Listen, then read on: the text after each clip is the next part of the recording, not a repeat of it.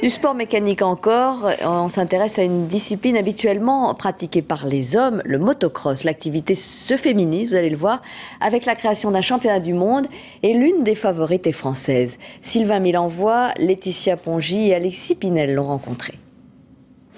Du bruit, des chocs, de la boue. Pilote est un nom masculin et apparemment, c'est une erreur. J'étais passionnée de moto, j'ai connu mon mari en faisant de la moto. Et on a fait un petit motard. Et c'est une fille. J'ai 2 mécaniciens à gérer, j'ai une 2e pilote à gérer, plus tout le côté sponsor, commander les pièces, etc.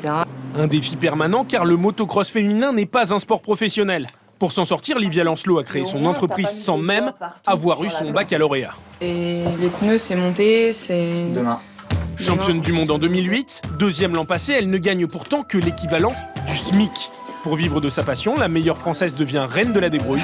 Exemple, sa salle de sport, l'arrière-boutique d'un magasin de vélo. Pourquoi cet acharnement s'il ne rapporte rien? Par passion. 2 grands-pères se sont associés et ont acheté une moto, un Noël pour Olivia. Donc elle avait 3 ans et demi, elle a eu sa première moto.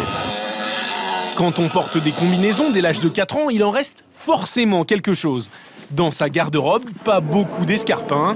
Disons que je suis plus à l'aise dans les bottes de moto quand même. Livia Lancelot ne les porte pourtant que sur la terre, car elle n'a même pas son permis.